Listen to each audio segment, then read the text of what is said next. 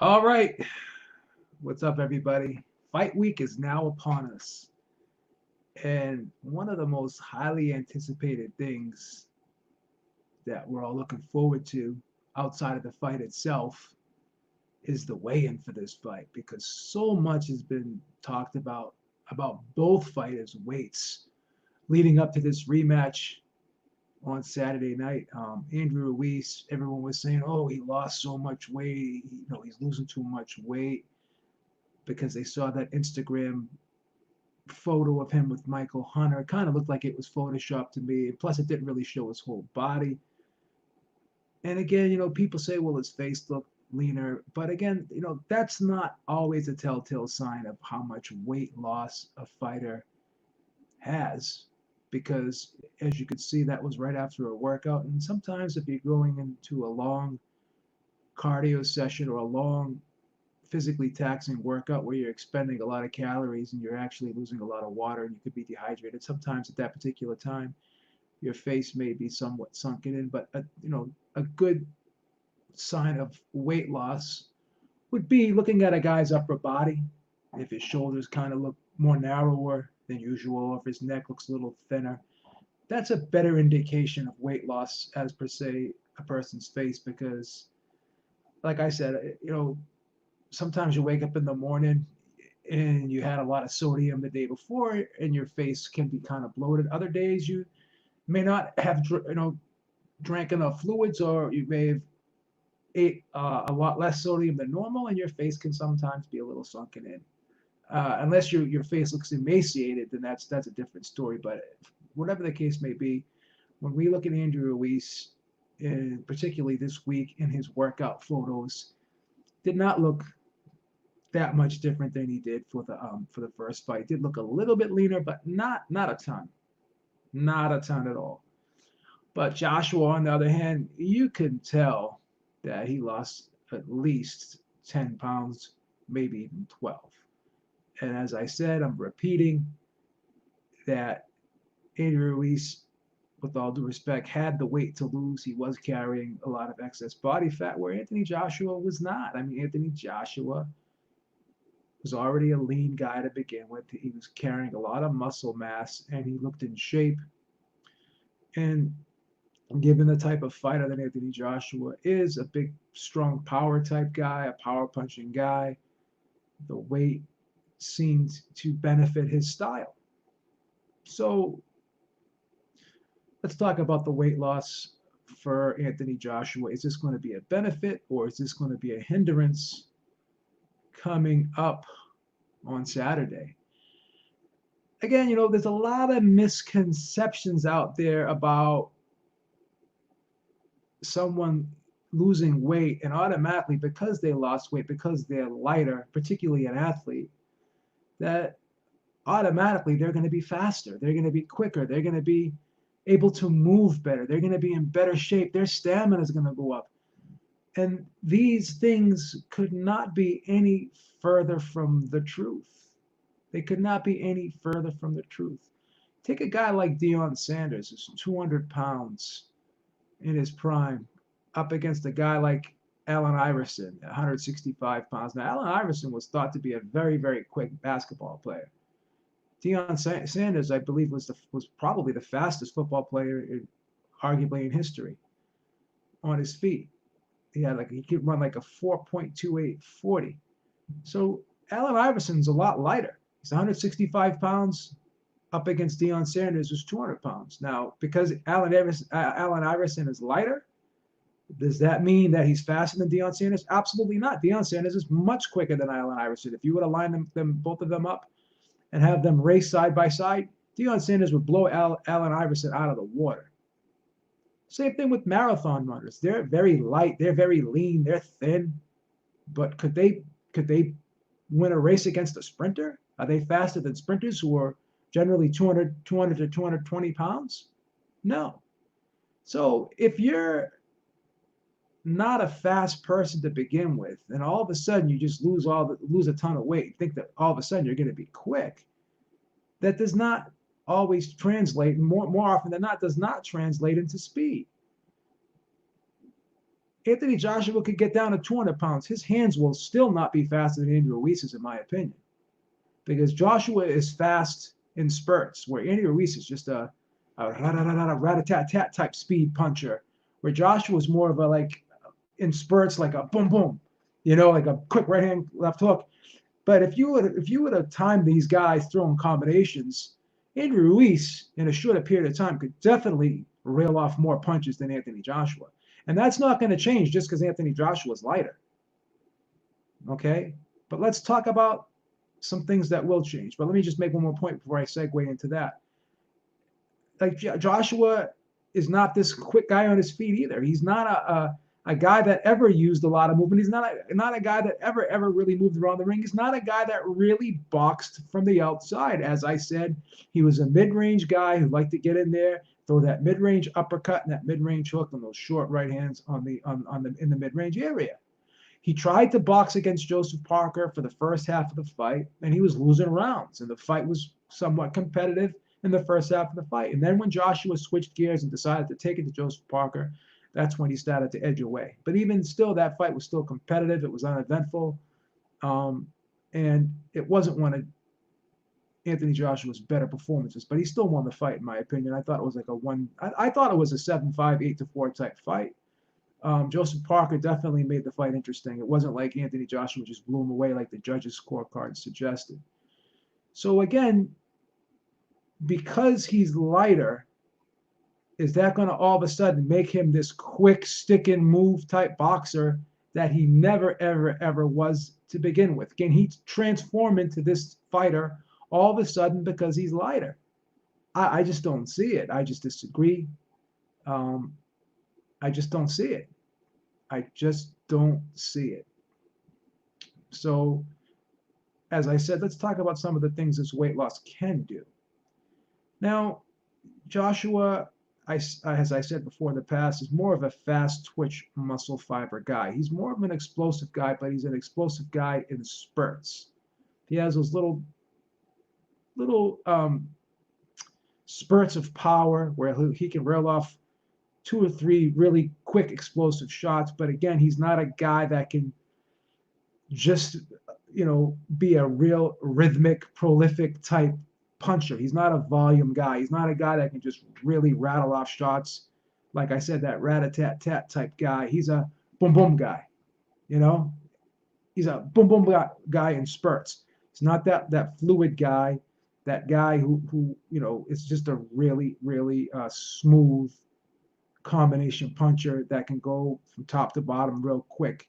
He'll get you in spurts. And because he was such a big, strong, powerful guy, that's all he needed to do to get you in trouble. So that was his gift. So by losing all this weight, does he lose some of that explosiveness? Because now he lost a lot of muscle mass, which were a lot of fast twitch muscle fiber. So does he lose that weapon that he had beforehand, which was his explosiveness, his strength, and his power? Does this weight compromise that because he lost the muscle mass? I'm going to say absolutely, because he's trying to transform his body into something that would benefit a guy who had a style like Muhammad Ali, a guy who like Chris Bird, a guy like maybe Lennox Lewis per se. Because Lennox Lewis was a better outside fighter than Anthony Joshua. Okay, and these guys, Klitschko, these tall heavyweights, Klitschko, Lennox Lewis, Vitaly, Vladimir, the new breed of heavyweights. These guys, as they've gotten older, particularly 30 and above, they were always in the 245 to 250 range. They never were in the, went down into the 230s. And Joshua, at 30 years old, again, as you get older, your body gets heavier. So to try to get lighter, you're fighting with your body's metabolism. You're fighting with your body's genetics. You're fighting with your body's hormones, basically, and going against homeostasis. Because Joshua is a guy that is a naturally 245 to 250 pound guy. So if this guy's going to get down to 236, 237, 238-ish, he's going against his, his own genetics, basically. So for him to be doing this now at 30 years old and to take that weapon that he had away from himself, which was that power, that explosiveness, those fast twitch muscle fibers, for him to do all that, I don't think it's a good idea. I don't think that basically this is the way to go. And I think if you're being objective here, you have to say to yourself, why now? Why now? Why all of a sudden is he going to change at 30 years old after 23 fights in? This is going to be his 24th fight. Why all of a sudden now for this fight is he going to try to turn into a stick and move boxer, which he never was in the first place? So this whole notion of, oh, he's lighter, he's going to be quicker, he's going to be able to move better. No, he's not. No, he's not. No, he's not. Because if you're not fast, you're either fast or you're not fast. You're either a fast guy or you're not a fast guy. He's like I said, he's not going to have faster hands than Ruiz. So he's not going to be able to get off first. He never had a great jab to begin with. It was more or less just kind of not even a rangefinder, so to speak. He was just basically, he just would push it out there and really never committed to it. It just seems like his jab was just kind of like a filler punch. The big thing was his lead right hand followed up by the left hook. That's his favorite combination. Lead right hand followed up by the left hook, or the left uppercut, 45-degree uppercut, half hook, half uppercut. That's what he likes to throw. And the jab is just basically just pushes it out there, just pushes it out there, just pushes it out there. It's not even really a rangefinder. It doesn't even use it to the effectiveness of Deontay Wilder, who actually puts it out there, sticks it in your face, and tries to blind you so he can set up the right hand. He's just throwing it out there. He's not even, it doesn't seem like, he's very non-committal with his jab, in other words. Okay? And for him to all of a sudden be committal and like be this slick stick and move guy from the outside, which he never was, how is he going to learn this in one training camp is what I'm trying to say. How is he going to learn this in one training camp? Okay? And to me, he looks like he overtrained for the fight. He keeps talking about his sparring, how many rounds of sparring he's done.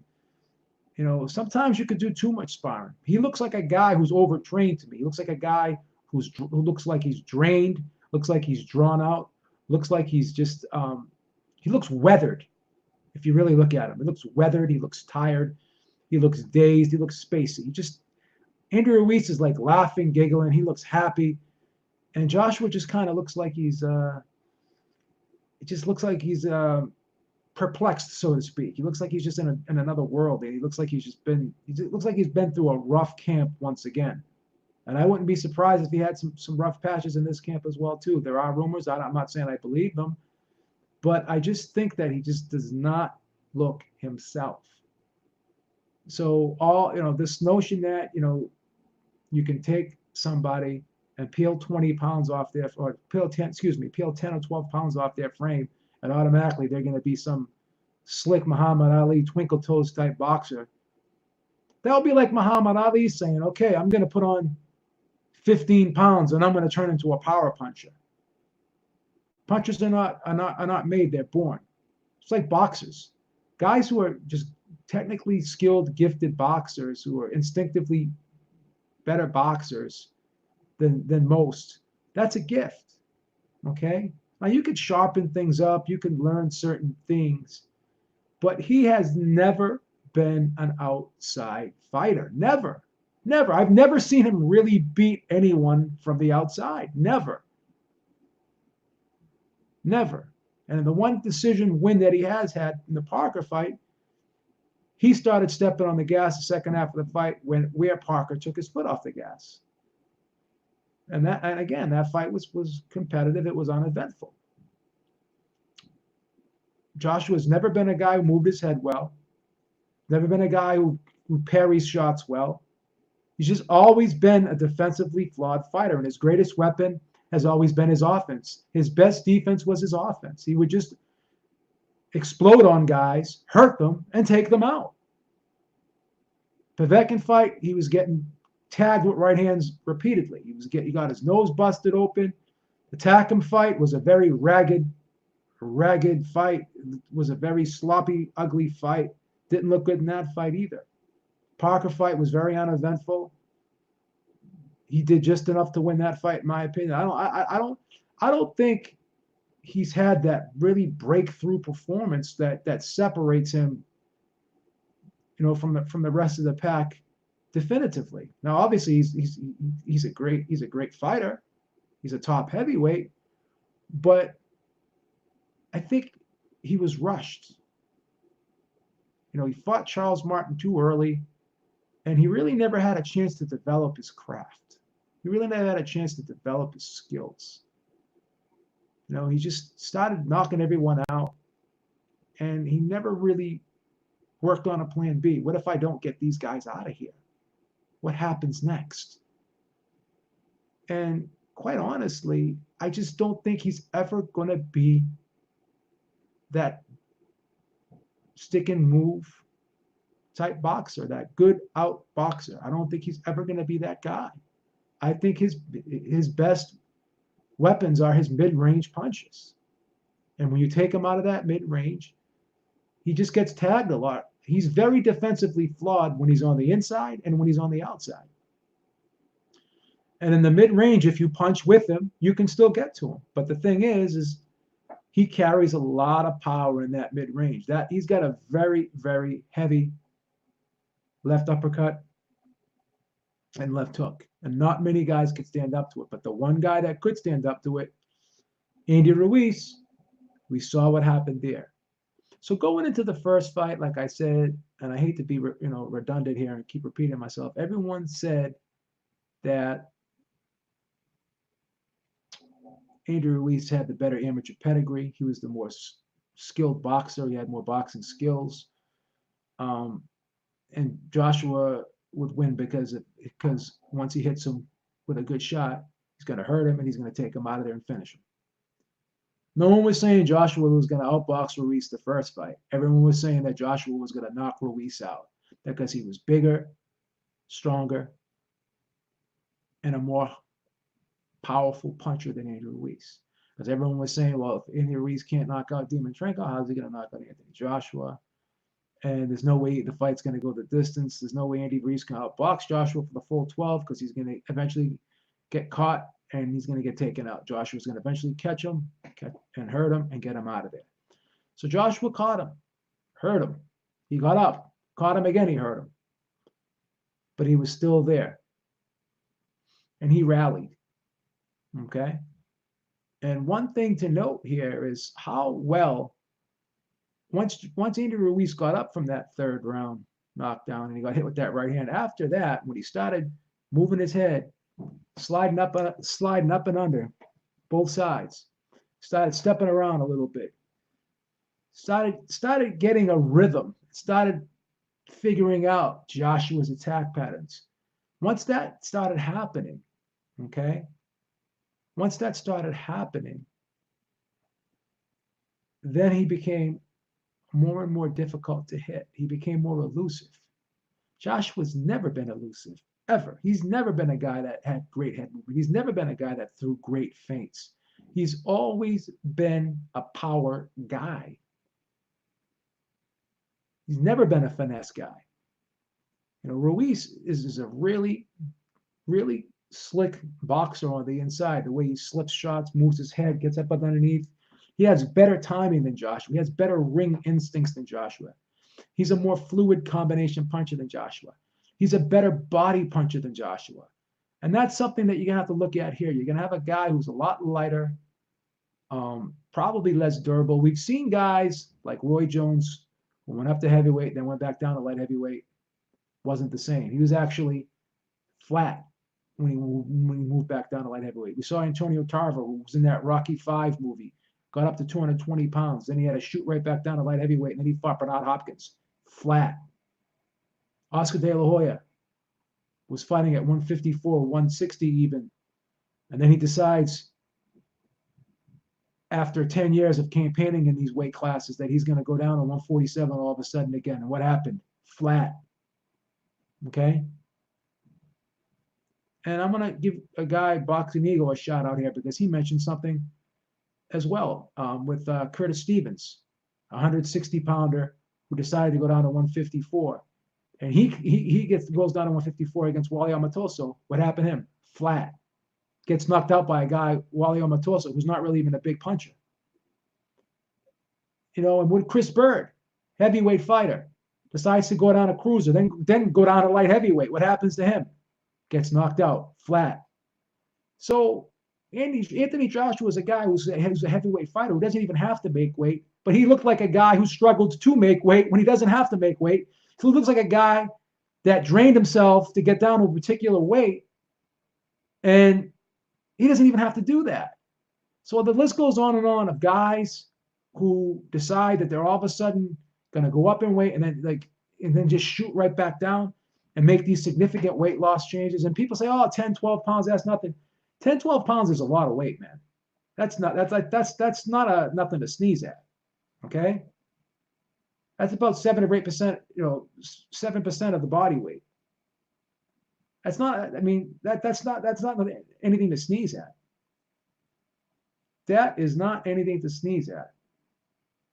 So to think this could not be a problem on Saturday night and to just kind of totally ignore this and dismiss this, like more people were concerned about Ruiz, the guy that actually needed to lose weight. More people were concerned about him being too thin than the guy who was actually an Adonis, a guy who had virtually very low body fat. And now they think it's fine for this guy who didn't really even need to lose weight. Like they think all of a sudden his stamina is going to get better. No. Again, aesthetics does not translate into performance. Okay. Now he may look great now physically. He may look like a Mr. Olympia physique athlete right now. But ask those Mr. Olympia physique athletes to perform an athletic event right after they get off stage when they're depleted like that. So he may look great from a physical standpoint, but is that a functional weight? Is he in a functional performance condition? I'm going to guess he's going to be in between 236 to 238 come fight night. Or excuse me, for the weigh-in. He may even be 235. He looks really light. His legs look really, really light. So now all that muscle mass is going to be gone. He's going to is he going to be able to deal with Andy Ruiz on the inside? When Andy Ruiz gets inside and starts to muscle him, is he going to be able to plant his feet and hold Andy Ruiz and contain him being lighter now? Because Klitschko was 245, 250-ish. And when he fought David Haye, when David Haye would get inside or whatever, he would grab David Haye, leaned on him. He used to lean on him. When he fought Povetkin, he grabbed him, leaned on him, put his 245, 250-pound frame on him. Now, if Klitschko gets down to like 230, is he going to be as effective with that style? No. So that's the thing.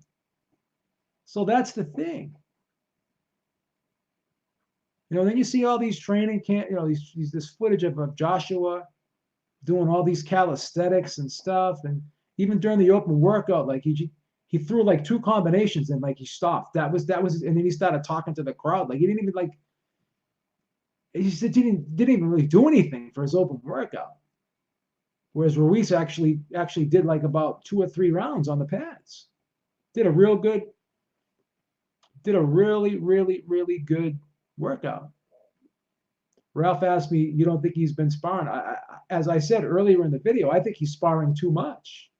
He keeps talking about how much sparring he's done. I think he overdid it.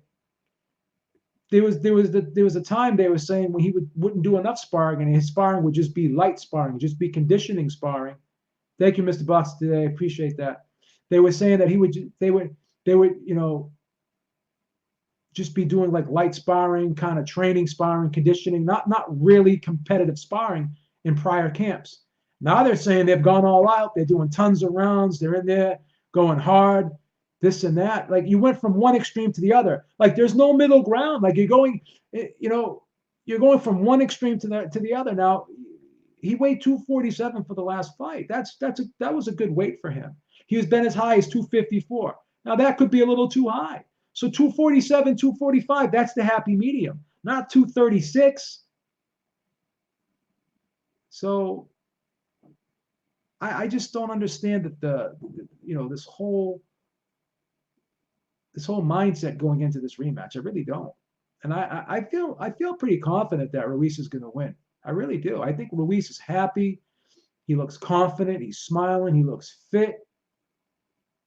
I think that Joshua, like Andrew Ruiz was talking about it, like he looks different.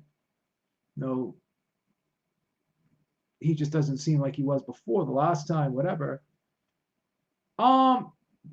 People are saying we don't know his weight yet, though.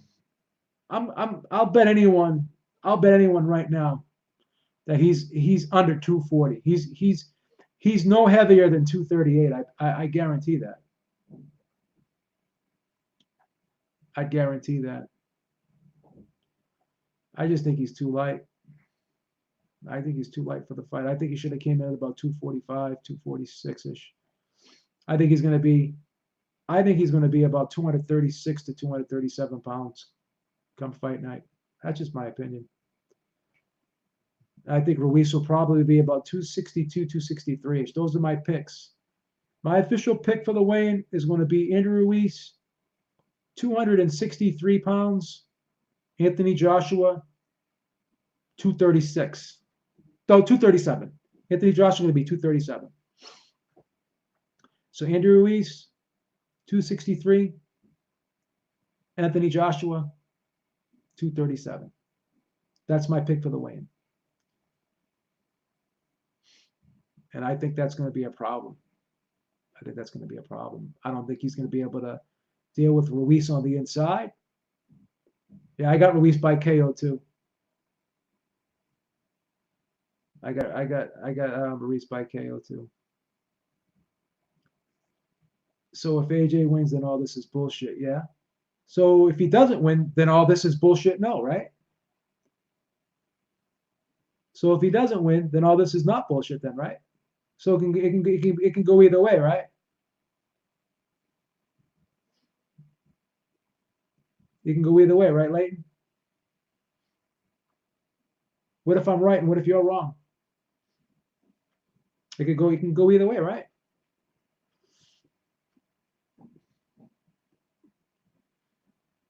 I'm never going to be afraid to voice my opinion, man. If I believe something, I'm going to say it. I'm not going to hold back. I'm not going to sit on the fence. I mean, this is what I do, brother. I have an opinion and I say it. Andrew Ruiz is going to knock him out. I think Andrew Ruiz is going to knock him out 9 rounds. And I think the key to this fight is going to be the body work. I think Andrew Ruiz is going to destroy that body. And I don't think Anthony Joshua is going to be able to keep him on the outside. Not with that jab that he's been showing in the last 23 fights. Not with this jab hand that he keeps down by his waist and just pushes it like this. That jab is not going to stop anybody. It's not. It's not. It's not. Let's take the emotion out of it. Just let's analyze the styles. Name me a time when nobody in this chat can name me a time when they saw Anthony Joshua stay on the outside in a fight and just stick and move the whole fight. If anyone has ever seen him do that, tell me, name the fight and explain to me what evidence you have that he can all of a sudden do this when he's never done it in 23 fights before this. He tried to do it in the Parker fight in the first half, and the fight was too close, and he wasn't successful doing it, and then he started taking it to Parker. Beeb, you don't know what he has done and be shit overnight. What does that mean? This is not good debate. You're not coming back with counter arguments. I asked you to do something, you weren't able to do it. Name a fight when he stuck and moved and fought on the outside. I can name a shitload of Klitschko fights where he jabbed and grabbed from the outside. I can name a shitload of Klitschko fights when he did that. I can't name any fights that Joshua did that. Name me one fight where he stuck and moved and fought the entire fight on the outside. Name me a fight. Name me a fight when Joshua turned into Muhammad Ali, when he was Klitschko, when he was Lennox Lewis. Name me a time. You can't name me a time. And even Ruiz is saying, well, he can't change things overnight. He can't be all of a sudden be something overnight. Everybody has said it. Everyone has said this. He stuck and moved in the Dorian Darch fight. What the fuck is Dorian Darch? I told you he didn't do it in the Parker fight. I told you he didn't do it in the Parker fight. He did it for like 4 or 5 rounds in the Parker fight, and he started having a hard time.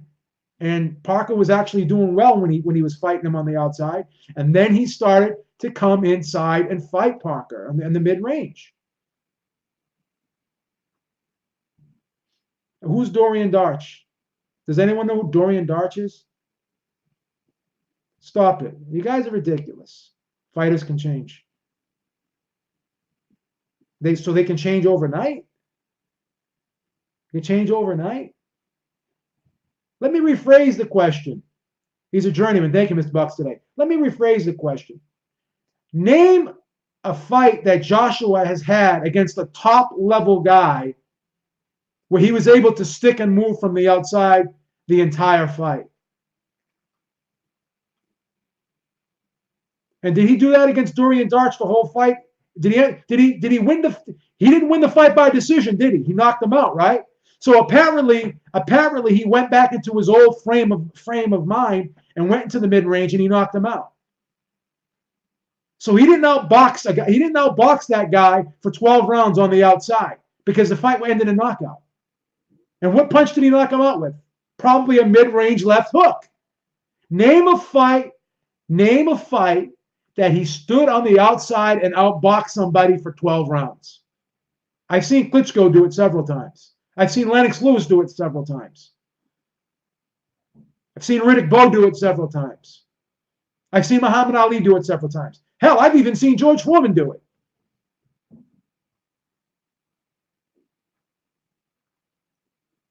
It does knock everybody out. So why all of a sudden is he going to win by decision in this fight by sticking and moving on the outside, like people are saying?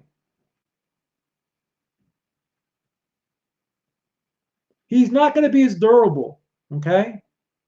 All of a sudden, his punch resistance is going to go down. So nobody can name me a fight where Joshua's stuck and moved from the outside and outboxed anybody in 24 fights. Nobody. I can name a fight where Deontay Wilder did it. Bermane Stiverne. He fought Bermane Stiverne on the outside and had a beautiful jab that whole fight, and he outboxed him. Thank you, Mr. Boxing Today.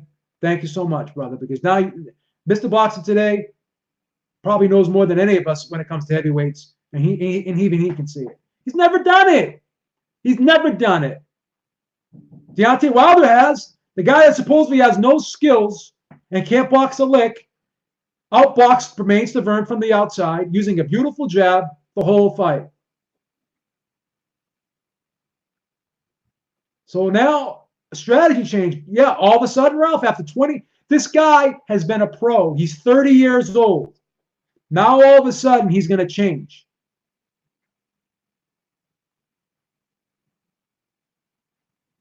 Anyone could do that against Stiverne. Well, why couldn't Joshua do that against Ruiz the first time? Why couldn't Joshua do that against Ruiz? Tyson Fury did it. Tyson Fury did it against Chisora.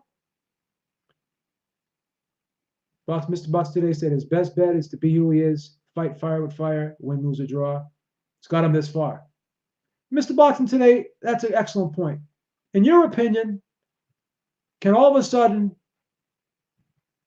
Anthony Joshua drop 10, 12 pounds and turn into Muhammad Ali overnight for one fight? Is that possible? Is that possible? If Anthony Joshua outboxes Ruiz for 12 rounds on the outside and fights a comprehensive, strategic outside fight against Andy Ruiz, if he's able to keep Andy Ruiz, does anyone really think he's going to keep Andrew Ruiz on the outside for 12 fucking rounds? Does anyone believe that? Does anyone believe he's going to? Does anyone in this chat? Thank you. I'll super chat you 10 pounds if Ruiz wins on Saturday. Thank you, Aaron Daly. I appreciate that. Does anyone actually believe in their heart of hearts? Do they actually believe in their heart of hearts that Andrew Ruiz will not be able to get inside on Saturday night? Does anyone believe that? Can anyone look me straight in the eye and tell me that? I asked you guys to name me a fight that Anthony Joshua stood on the outside for 12 rounds and outboxed somebody. You couldn't do it. You couldn't do it. He's obviously going to mix it up. So why couldn't he mix it up and stay at 245, 247? Why did he have to get down to 236, 237 to do that? Why did he have to lose all his muscle mass, which was his greatest weapon in the first place? Are you guys concerned that he's going to be a little bit less durable now because he's lighter? Are you guys a little bit less concerned, a little bit concerned now that he's going to be less effective to hold Ruiz on the inside now because he's going to be lighter?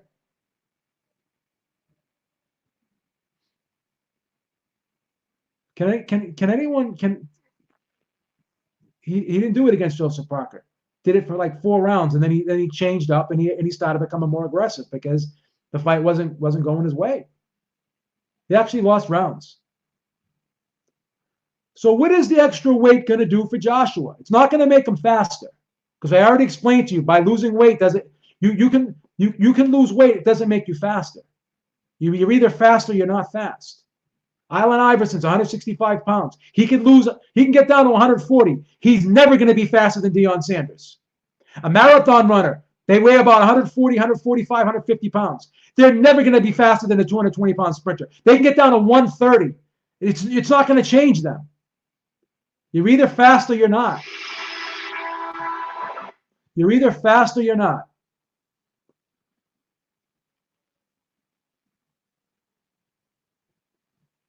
You're either fast or you're not. Is this going to all of a sudden make him a better combination puncher than Andy Ruiz?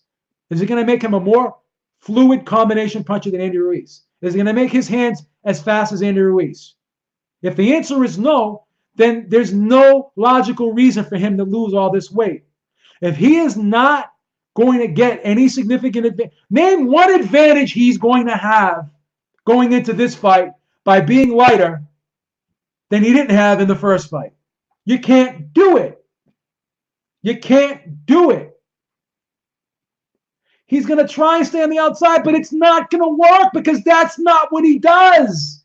You can't learn how to do something you've never done for 23 fights in one fight. You can't do it. Ruiz won't get near him this time. How can he not get near him? Joshua is not fast. He's not a blindingly fast guy. What movement? He's never had movement, and he's never been a mover. Never. You can't name me a fight when he's done it. I've asked 2 questions, and this is why these Joshua diehard defenders, they're not betting with their heads, they're betting with their hearts. Because I asked them, name me one advantage he has by losing the 10 pounds. They can't name me an advantage. Okay? I asked them, when has he ever outboxed it? Name me one fight in 24 fights that he's ever outboxed someone on the outside. They can't name it. Even Deontay Wilder, who supposedly has no boxing skills, outboxed Bermane Stiverne from the outside to win his first world championship. And now hindsight is 2020. Everyone can say Bermane Stiverne is shit, but going into that fight, it was a 50-50 fight. A lot of people said Stiverne was going to win. I remember. Now, all of a sudden, Deontay Wilder dominates. Now, I knew he was going to do that. Bermane Stiverne was shit.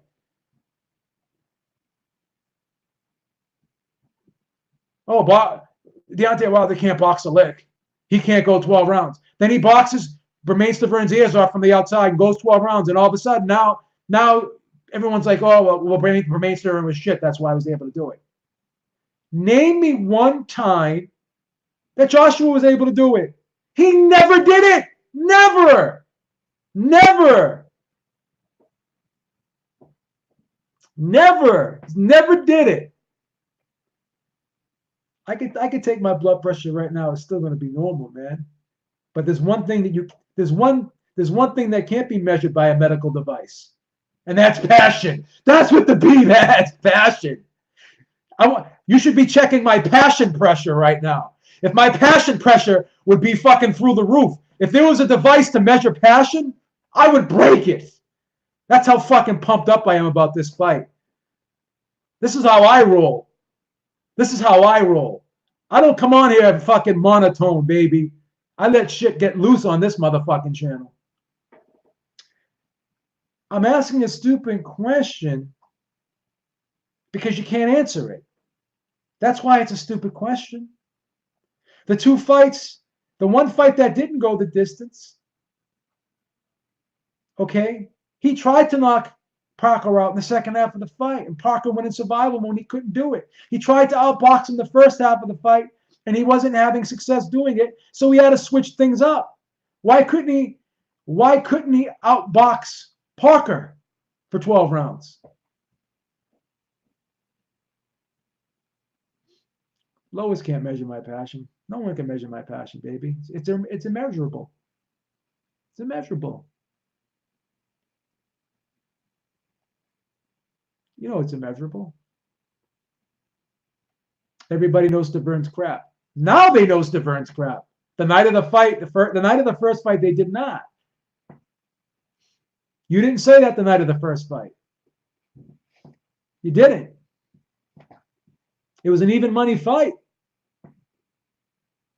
It was an even money fight, basically. The odds makers had it even money. No one believed in Wilder back then. He outboxed him for 12 rounds from the outside, and his jab was beautiful. His jab was beautiful that fight. Well, scorecards can say anything. Are we going to sit here and say that every judge that has turned in a good scorecard that we've watched the fight with? We sit here. We're the first people to criticize scorecards. So, are you going to sit there and tell me Parker didn't win one round in that fight like those three judges said? Those three judges, I think one judge gave him one round and the other two judges gave him no rounds. Like, they gave Joshua every single round in that fight. Please. Never said Parker beat Joshua. I'm going to be perfectly honest with you. I scored the fight 116 to 112 for Joshua. Thought it was a competitive fight. I predicted Stiverne to beat Wilder. I did too, Mr. Buxton. I'm not going to lie. I didn't pick him by KO. I thought he would outbox him.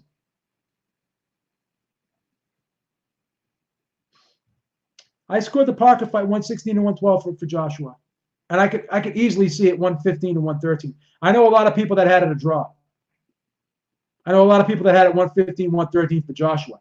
Anyone that thinks that was an easy fight for Joshua, I mean, you're biased. You're biased. And the ref wouldn't even let Parker fight. And then Parker hit him with a beautiful right hand. And then in the middle of the action, the ref just stops the fight. No, I didn't pick Scott to beat Wilder. That was one of the worst officiated fights I've ever seen in my life, Parker versus AJ. AJ won the fight. Don't get me wrong. I scored at 116, 112 for AJ. But I could easily see that fight 115, 113 too. There was some close rounds. Mr. Boxing today had it a draw. Parker fights are tough to score. Exactly, Mr. Boxing today. Anyone that's going to sit there and say AJ lit the world on fire in that Parker fight, they're biased. They're biased. Like Deontay Wilder was losing every round against Luis Ortiz before he knocked him out. That's a fact. That's a fact. Everyone can agree on that.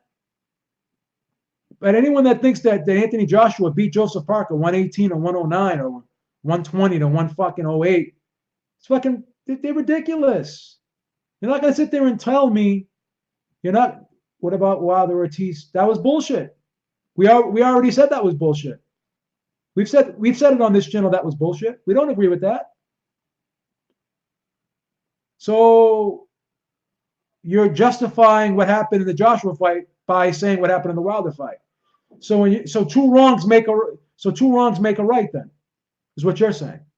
I love these whataboutisms. Like, oh, someone went out and killed somebody. Oh, well, what about the other guy that killed 10 people? This guy only killed 2. So it's okay to kill 2 people as long as you don't kill 10? I mean, what are these whataboutisms? When you debate with whataboutisms and you can't come with counter arguments, you get destroyed on this channel. This channel's too strong for that, baby. You can't come at this channel with whataboutisms. We want counter arguments on this channel. We don't want heart. We want brains. Debate us with logic. Don't debate us with your heart. We don't want your heart. We want your brains. Save your heart for your girlfriend and your kids and your wife or whatever. When you come on here, you bring your brain with you. You bring your brain with you. That's what you do when you come on here. Bring your brain. Don't bring your heart. This ain't Valentine's Day. Bring your fucking brain. So Parker beat Joshua and Ruiz is going to batter Joshua. So when I said that I scored the fight 116 to 112 for Joshua, how does that mean Parker beat him? I don't understand what you're saying. Now I feel bad for you because now you're having comprehension problems right now. You may want to get that checked out. You may want to get that checked out. Feel bad for you. You're debating with emotion. You're not debating with logic. I asked you 2 questions. You couldn't answer them. You couldn't answer them. Couldn't answer them. That's like if you wanna like debate something, but you can't bring anything to the table, then see, when you start using words like hater and this and that, that's emotion. That is not logic. We're all biased, but you have to be objective. You have to know that AJ has never shown you a stick and move style in 24 fights. You have to know that. You can't sit here and tell me that you honestly believe in your heart that AJ is a stick and move outside fighter. You can't tell me he is that.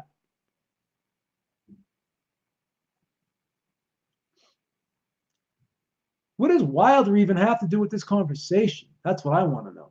Why is Wilder's name, like, why are you guys so obsessed with Wilder? A guy that's supposedly not popular, that nobody knows about. Wilder's just as popular as AJ is in the UK.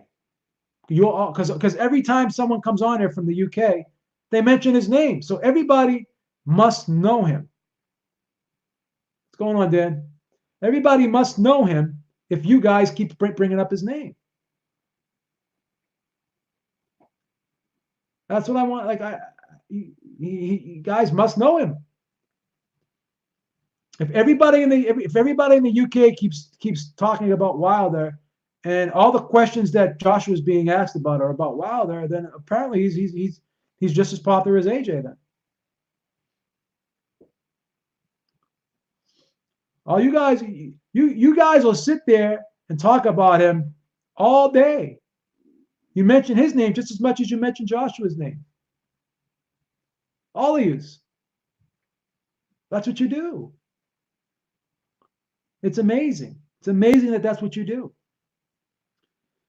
But since nobody can answer my question, well, that's what they do. Like whenever somebody debates about whataboutisms, they're actually not countering your argument. You're justifying something by somebody else doing something. So if I tell you that killing is wrong, and you say, "Well, what about all those other people that kill?" So you're normalizing killing, because you're not telling me, you're not coming back with saying, "Yeah, well, killing is wrong. It's inhumane. You know, it's not good to kill somebody." You're sitting there, and if you turn around and say, well, what about the all the other killing that goes on with this other group of people? So if you criticize one group of people for killing, and then you come back with, well, what about this other group that kills? You're not addressing the killing. Whataboutisms don't address arguments. Counter arguments address arguments, not whataboutisms. Well, I'm always going to be defensive when people are being offensive. So if you're going to be offensive, I have no choice but to be defensive. That's like saying, well, why are you punching me in the face after you punched me in the face?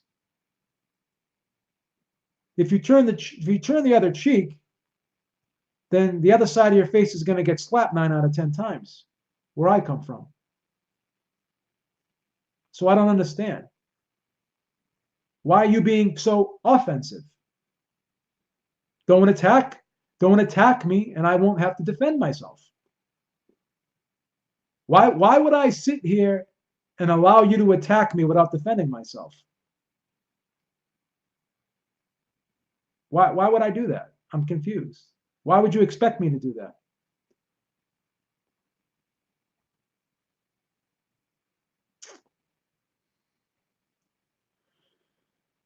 Beeb, nobody thought Canelo could fight GGG going forward and not get hurt and KO'd, but he did on the second fight. I think Joshua can fight Klitschko style.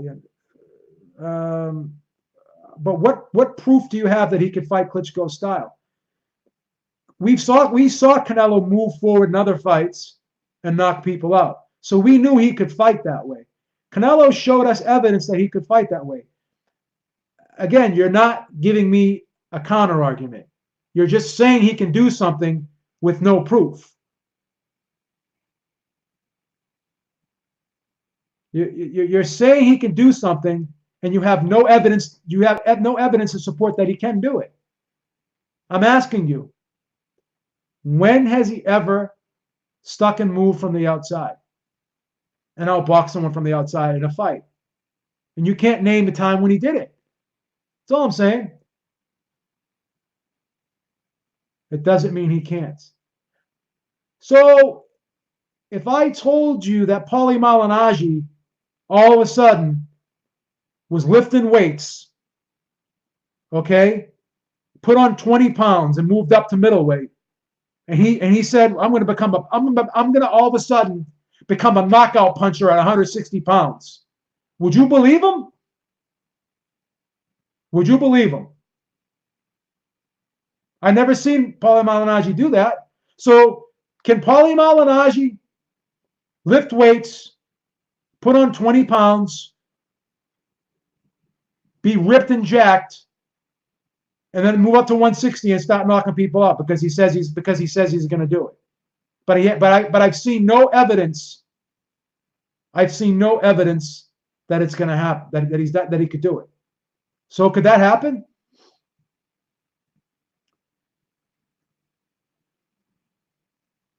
Doesn't mean he can't. So what are the chances that he can if he's never done it before? He's 30 years old. He's 30 years old. He's fought 23 fights the same way.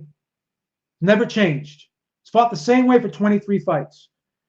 Turned pro in what, 2013-ish. So we're in 2000. So he's been boxing for 6. He's been a pro for 6 years, and he's fought one style for 6 years. He's never been a boxer from the outside in 6 years. He's never been a boxer on the outside for 6 years. Now all of a sudden, for one fight, he's going to be able to do that like that. You guys, you don't have any evidence to support what you're saying right now. You don't have any evidence to support what you're saying right now. That's what I'm trying to say.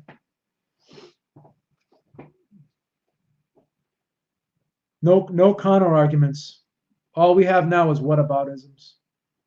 He's got the Olymp. So he's going to bring it. So he's going to bring his Olympic pedigree to change. What is that? What does that mean? What does that mean?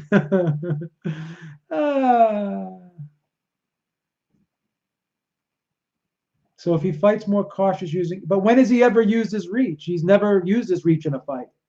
He doesn't have a good jab. He throws a push out lazy jab that he gets countered over the top with right hands all the time. Don't say what you want to happen. Say what can and can't happen. Say what the most probable thing is that's going to happen. When has Joshua ever shown you that?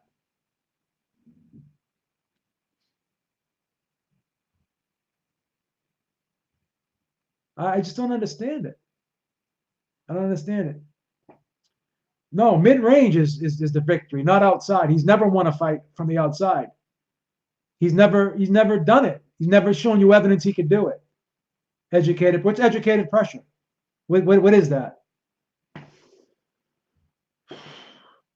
The way for Joshua to win this fight, honestly,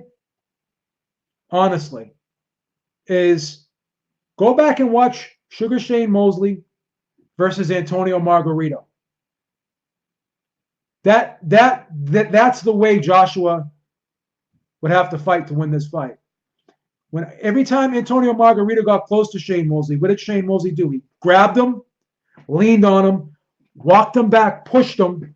Then he would turn him and release the clinch, and then he would fire off the clinches.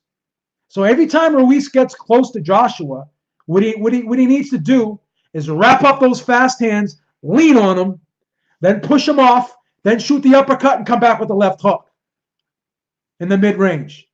So grab him, lean on him, push him back, and then boom, boom. So he's got to freeze Ruiz. He can't stick and move against a guy that's going like this on him, moving his head constantly, going in and out, up and down. Even Klitschko didn't do that. Klitschko grab you. Go back and watch that Shane Mosley Antonio Margarito fight. Every time Margarito got close, Shane Mosley grabbed him, and he would like lean on him and maul him and wrestle him and walk him back, and then he would push him off, and then he'd punch him. Go back and watch it. That's what Joshua should do. Use that fucking 247 pounds you had.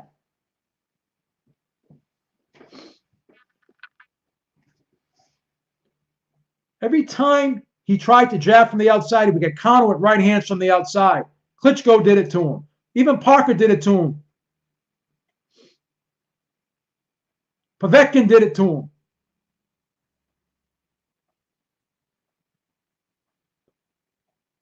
He wasn't winning. He lost the first 2 rounds.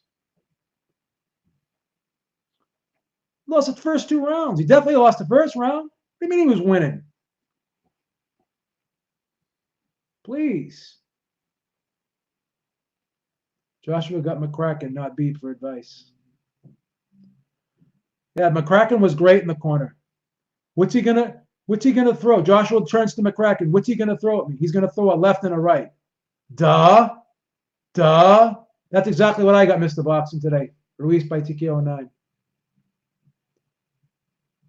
Yeah, McCracken did a great job in the corner of that fight.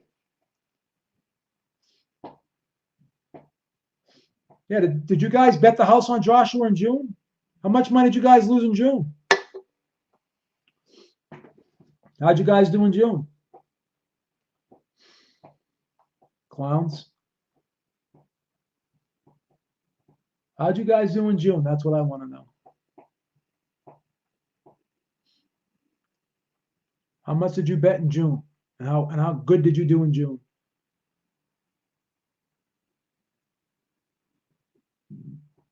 Yeah, but EJ, Joshua doesn't have a good jab. Doesn't. Shane Mosley didn't have a good jab either. He had one of those tic tac jabs, those little flicker push jabs. Not even it's like a little flicker jab. That's what Joshua has. Okay?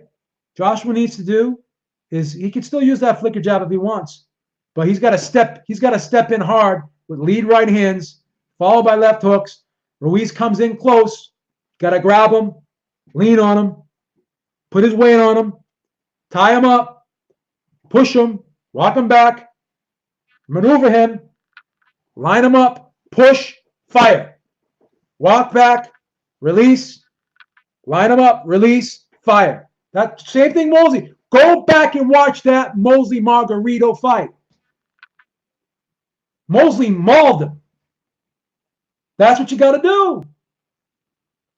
I'm a fucking great trainer. I should be in that corner. I'll do it for half price. I should be in that fucking corner.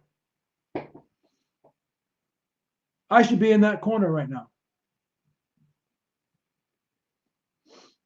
You like that, Ralph? You like that? Stick with me, man. I'll even make you a world champion one day.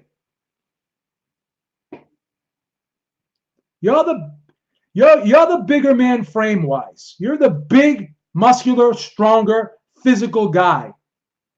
You're a power guy. You're not a finesse guy. Okay? We don't have to turn you into a fucking ballerina this fight. Okay? We're not going to turn you into a little. You're not going to be Hector Camacho this fight, or Pernell Whitaker this fight, or Muhammad Ali this fight. You're never going to be those guys. Never. Okay? Same thing with Holyfield. Holyfield did the same thing. See what Holyfield did? Tyson got close. What did he do? Grabbed him. Walk him back. Twist him. Turn him this way. Line him up with the right. Turn him this way. Line him up with the right hand. Push. Right hand. Boom. Left hook. Boom, boom. Boom, boom. Not this fucking tic-tac shit. Look at this tic-tac shit from the outside. Boom. Get hit in the right hand. Tic-tac shit. Boom. Get hit with the right hand. The fuck? We saw it doesn't work. It doesn't work. It's not what he does. That's not what he does. So now he's lighter now. How's he going to grab and lean and fight a physical fight with Ruiz? You can't let a guy who has faster hands than you operate on the inside without laying on him and putting a body on him. What do they do in basketball? When a guy's quick, he's got a first step. What do they do to stop him? They give him that little bump on the outside, knock him off kilter. Make him lose his footing a little bit. Disrupt his rhythm. You're not going to beat that. You're not going to beat a guy with speed if he's faster than you. It's not going to happen. You're not going to beat a guy with speed if you're at a disadvantage. You're not going to beat a guy with power if he's more powerful than you. Your strength was your size, your physicality, your power. Everyone's breakdown. I'm gonna repeat everyone's breakdown for the first fight. I'm gonna give you everyone's breakdown for the first fight. This is what I'm gonna do. I'm gonna break it down for you guys right now. This was my breakdown. This was Eric's breakdown. This was just about everyone's breakdown that I've heard. It was almost identical. Everyone said the same shit. It was an identical breakdown. Well, Ruiz probably has the better boxing skills. He's probably got the faster hands. Probably a busier fighter. Throws a lot more punches than Joshua. Moves his head a lot better than Joshua. Probably a little bit better on the inside. But once Joshua lands that one big shot and hurts him, he's going to finish him and it's going to be over. That was everyone's breakdown for the first fight. That was everyone's breakdown for the first fight. That was my breakdown for the first fight. But guess what? He hit him. He hurt him. He couldn't finish him. So, how is the guy who's not the better boxer all of a sudden going to be the better boxer in 6 months? In 6 months! How's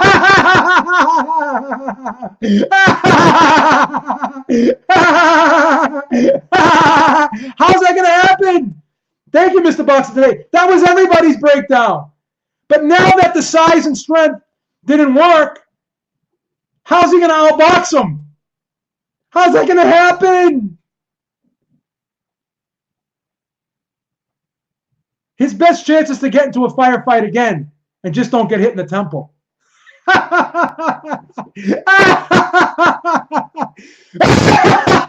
Still get hit in the temple. Get into a firefight again, but don't get hit in the temple. Just don't get hit in the temple. So everyone said that Ruiz had the better amateur pedigree. He was the better skilled, better schooled fighter, the better boxer, right? Everyone said that, right? And they said, oh, well, once Joshua hits him, hurts him, he's going to get him out of there. That was everyone's breakdown. That was even your guys' breakdowns. Okay? That was everyone's breakdown. But now everyone's saying, even though Ruiz is the better boxer, has the more experience, better amateur pedigree, throws more punches, faster hands, more active, better head movement, better fighter on the inside, better body puncher. These were all the things people were saying, okay? Now all of a sudden, all those things don't matter. And now Joshua's going to be, now all of a sudden in 6 months, Joshua wasn't the better boxer before, but now in 6 months, he became the better boxer.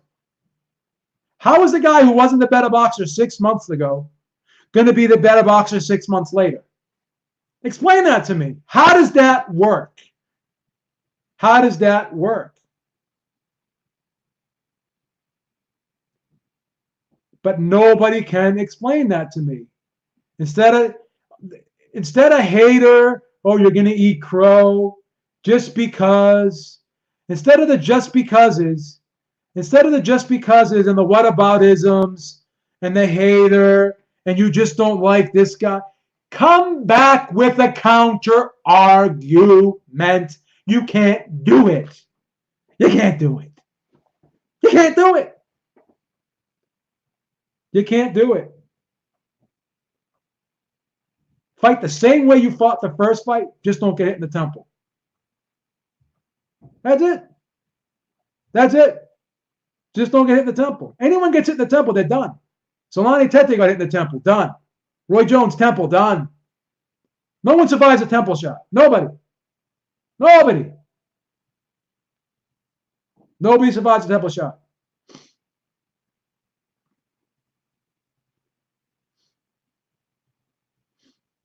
No counter arguments. No counter arguments. This is I'm going to reenact a typical debate with an AJ fan. This is an AJ fan, right? Okay, well, you said that Ruiz probably had the better boxing skills, had the better amateur pedigree, was probably the more all-around better fighter, better schooled fighter, better head movement, better boxer, but Joshua was just too big, too strong, had more power. Once he hit him, he was going to knock him out. Right? That's what you said the first fight. Yes, that's what I said the first fight. You're exactly right. Yes, that's right. That's what I said. Yes, correct. That's what I said. So he hit him and he didn't knock him out. Hey, but he's going to outbox him in the rematch. Yeah, but how is he going to outbox him in the rematch when you just said that Ruiz was the better boxer in the first fight? Well, it's because it's AJ. I mean, he could do anything. I mean, it's like he has like one of those magic lamps, and he could rub that magic lamp and say, one of my 3 wishes that I'm going to wish for is boxing skills.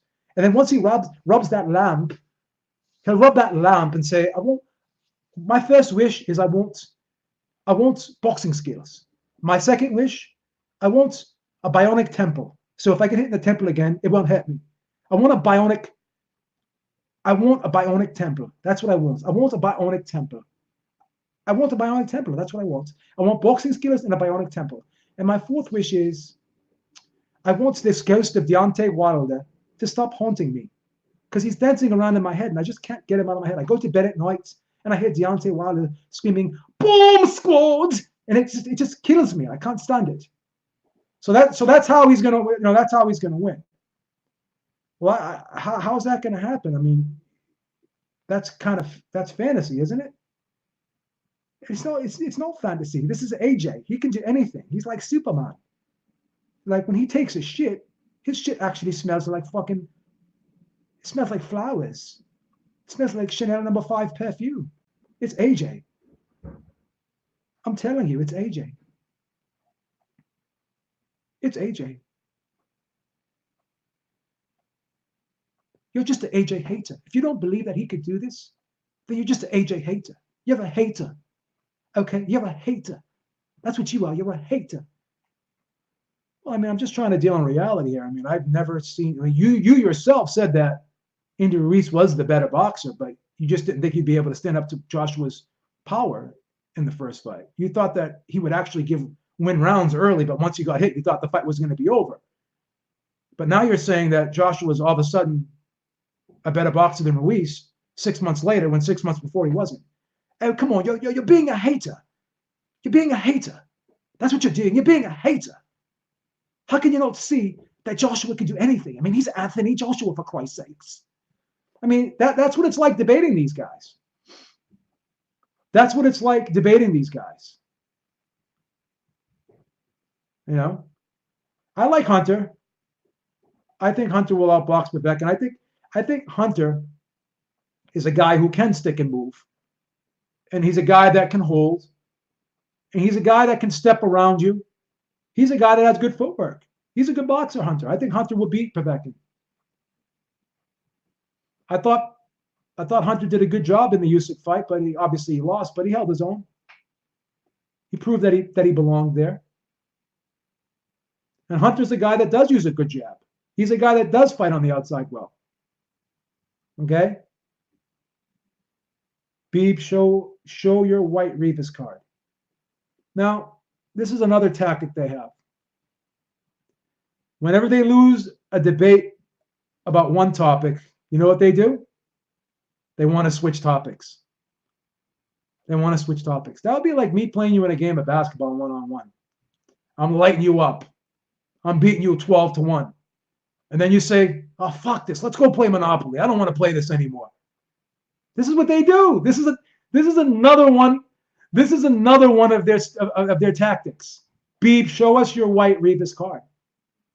I had Revis winning the fight. I'm not ashamed to say it.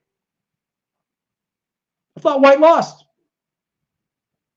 I'm not afraid to say it. But how does that change this?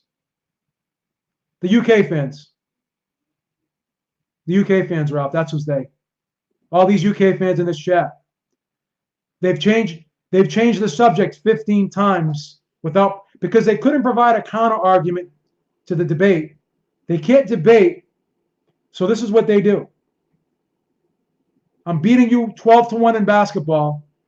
You don't want to play basketball anymore because you're getting lit up. Oh, I'll kill you in basketball. Let's go outside and play one-on-one. I end up beating you 12-1. Oh, fuck this. This game sucks. Let's go play Monopoly instead. I'll kill you in Monopoly. You want to change the subject? Of course, I'm not always right. But at least I provide a debate. I give examples. I provide evidence to support my arguments. At least I'm an intelligent debater. I don't use whataboutisms. I don't change the subject. I don't pull things out of rabbits out of a hat to try to prove my point. Yeah, that guy, what's the guy's name there? He's on the card. Yeah, he's on the card in Saudi. I know, I heard that. Was his name Little? His last name's Little, right? Didn't he beat Joshua? Well, he beat him in the amateurs, I think. The guy's name's Little, right? But yeah, I mean, AJ's been training for 6 months to change. You don't know. That's my point. Okay, so your argument is, so you ever hear this saying, when you have a bad habit, right? You've been doing something for a long period of time. Say you've been smoking for 12 years, right? Then all of a sudden you decide I'm not going to smoke anymore. Go cold turkey. How many people can do that? They usually advise you if you were smoking 10 cigarettes a day, cut back, start smoking 8 or 7. Then after that, go down to 5, then go down to 4. Like nobody can do something for a long period of time, and then all of a sudden, abruptly just change on the turn of a dime and recreate themselves overnight. That's what you're basically asking AJ to do. You know that is very hard to do. You know it's almost impossible to do something like that. Okay? You know that. You know that. So if you've had a bad habit for a certain period of time, it usually takes you that period of time to unbreak that bad habit. So it takes just as much time to unbreak that bad habit that it took for you to do that bad habit. So you're telling me a guy that has been boxing for about, I don't know, 10, 15 years and has fought one way for his whole life, who's now 30 years old, all of a sudden is going to change that style and be somebody else come Saturday night through 6 months of preparation. And it's not 6 months. I mean, the training camp, again, more ridiculous statements from you guys. You don't think that he trained for 6 months straight. Like he took some time off. So let's say arguably he trained for 3 months for this fight, 12 weeks. So essentially you're saying in 12 weeks, he's going to be able to reinvent himself and be effective at reinventing himself in a 12-week camp. Okay? 6 years, okay, whatever. Again, I stand, I can be corrected. If you say he's only been boxing 6 years, I don't know. Yeah, he's talking about doing some work outside of boxing. Listen, AJ's a superstar. Anything this guy touches is going to turn to gold. Anything. Like if he retires tomorrow, anything he does, he's gonna win at. He's gonna be successful at it.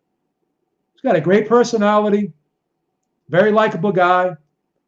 My only problem with him is he lacks. I mean, it's not even I don't have a problem with him. My only really big criticism of him is he lacks confidence, and his style is what his style is. Listen, I'm never going to be able to dunk a basketball. I'm never going to be able to run a 440 in 4.5 seconds. I'm never going to be able to bench 315. Like there's certain things that I can't do. I'm real with myself. I know who I am as a person. Okay? We all have our limitations. We all are who we are. Once again, the great custom motto: people who are born round do not die square. Okay? People who are born round do not die square. It is what it is. It's not going to change. People are who they are.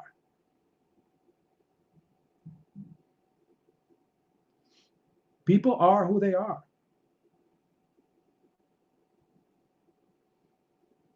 That's just the way it is.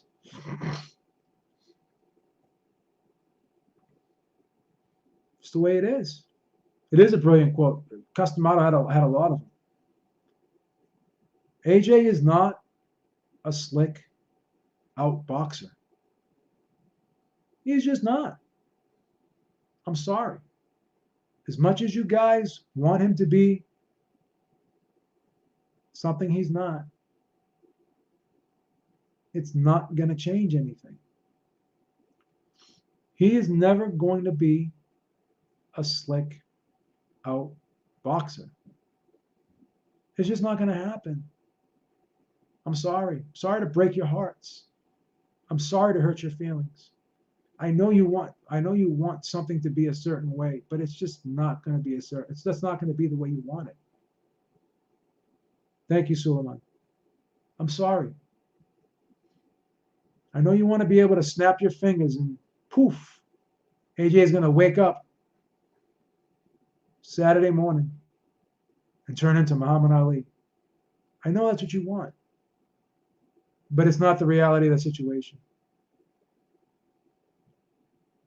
Matchroom fighters are 3 rounds down before the fight on Beeb's card. See now, what are these? These aren't like. What does this have to do with what I'm saying? What does this have to do with what I'm saying? This is not. This is emotion. This is not debate. This is emotion.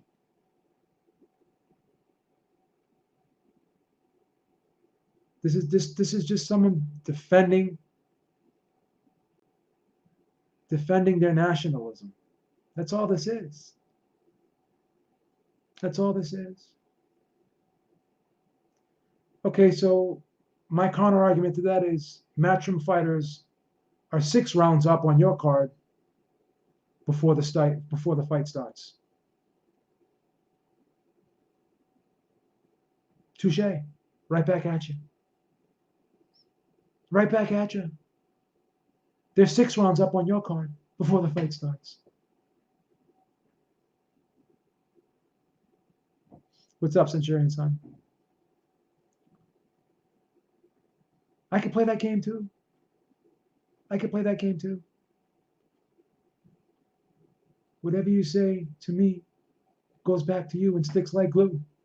I play the same fucking little childish game that you play, goofball. But I'm not going to do it. Even though I just did. I'm not going to do it anymore.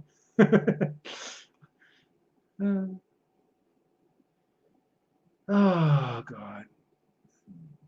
All I need you to do is provide me with the fight that AJ has outboxed someone for 12 rounds on the outside. Can't do it. I asked you to do it. You couldn't do it. Another subject change again. Yeah, that's all he does is change subjects. He can't do it. He can't change. He can't stick. He can't stay on topic.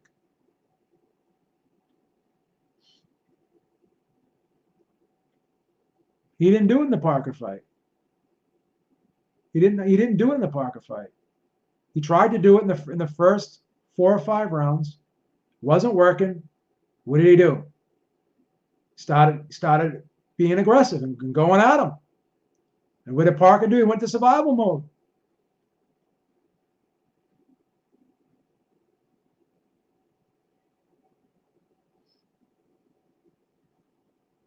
I had that fight close too, man. I had it 116 and 112 for AJ.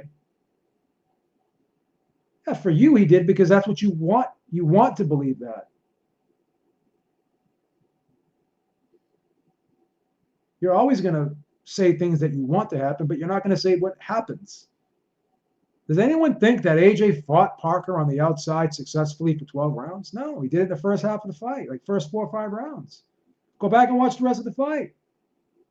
He didn't do it in the Parker fight because he tried to do it in the beginning. It wasn't working, and he even said after the fight, "I tried to box, it wasn't working, so I had to be more aggressive in the second half of the fight.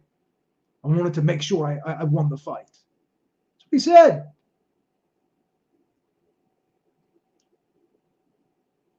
He hasn't done it. He's never done it. No, that's not what you think. You want to think that. You're biased to the point of not being able to be objective. You know that's not true. You know he didn't box from the outside that whole fight. You know he didn't do that. You know it in your heart, and you're lying. But I'll forgive you because I know you have a problem. You have a problem. It's okay. I forgive you. I wish I could help you. One day maybe I'll be able to help you. No, they haven't. That's not true. No, they haven't. Never done it. He's never done it for a fight, for a whole fight. Never outboxed someone from the outside for the whole fight, like Deontay Wilder did against Bermane Stiverne in the first fight. You know it. You know it's not true. You know it's not true. You know it's not true. You can say it all you want, but deep down inside, you know it's not true. You know it. You know it. It's okay, though. Don't worry. It is okay.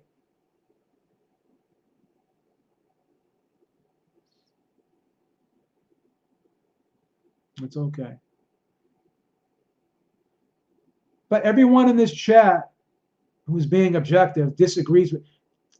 Does anyone in this chat think that AJ outboxed Joseph Parker for 12 rounds on the outside in that fight? Does anyone think that? Does anyone think that that happened in that fight? Besides Tiny Tim, because he knows he doesn't really believe that. He knows in the second half of the fight AJ was more aggressive and tried to knock out Parker because he said it out of his own mouth. Then he said Parker went into survival mode. That's why he couldn't do it. Does anyone else believe that?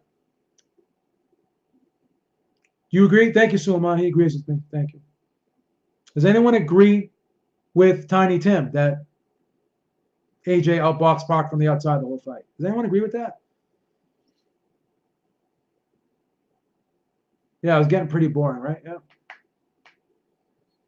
Because Parker was kind of like going into survival mode, moving around the whole fight. Really wasn't trying to. Yeah, you don't agree with it either, right? Dave Gregory's from the UK, and he doesn't even agree with it. David Gregory's from the UK, and he doesn't even agree with it. Dwayne M doesn't agree with it. So no one agrees with what you're saying. No one agrees with what you're saying. Yeah, Suleiman doesn't agree with you, Tiny Tim. Why are you thanking him? Nobody agrees with you. Rue doesn't even agree with you. He's a Joshua fan. He doesn't even agree with you. Be a good example of bad scores was McGregor Cash fight. He got 4 rounds in a great fight. You catch it? Yeah, I did. I did. True beat, Pac afraid to go inside. I mean,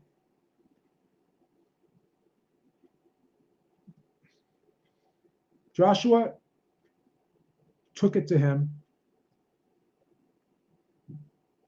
Yeah, I know you're not. I know that. I know that, Dwayne. Because you know the subject change is gonna. That's the tactics. You start losing an argument. What do? You change the subject.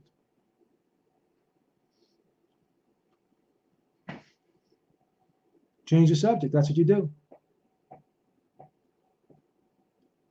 So everyone in this chat so far said that you're wrong, Tim, but yet you're going to hold on to it. But you can hold on to it if you want. But I know you don't believe it. I know you don't believe it.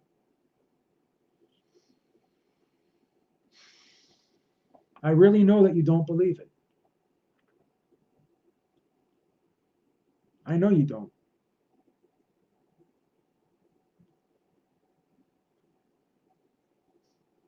I know for a fact you don't believe it. All right, guys. Beeb is out. Make sure you check us out. Tomorrow we'll probably be doing a weigh-in show, post-fight weigh-in show, post-weigh-in show, excuse me, not a post-fight. A post-weigh-in show after both fighters weigh in. Eric and myself will be giving an analysis on the weigh-in itself about both fighters. And we'll be talking about, obviously, how the fighters looked and the impact it's going to have on the fight and such. And I'm sure Eric's going to give his 2 cents on what he thinks about the weights as well as I already kind of given my 2 cents about the weights. My prediction for the weights is Andy Ruiz is going to be 263 pounds. Anthony Joshua is going to be 237. That's my official prediction for the weights. All right, guys, till tomorrow, and we'll be doing a live cast as well on Saturday night for this fight. I think the over run is crazy. I'm taking the over in that fight. I don't think it's going on the 7.5 to Wayne M. All right, so next time, Beaver's out. Talk to y'all soon. Have a great day, and we will check you out tomorrow and Saturday and Sunday. All week we'll be doing shows about this fight. Be doing the post weigh-in. We'll be doing the live cast on Saturday, and we'll be doing the regular Ringside Reporter podcast 7 p.m. Eastern time on Sunday night. All right, so next time, Beaver's out. Thank you so much for joining us, and talk to you soon. Have a great day.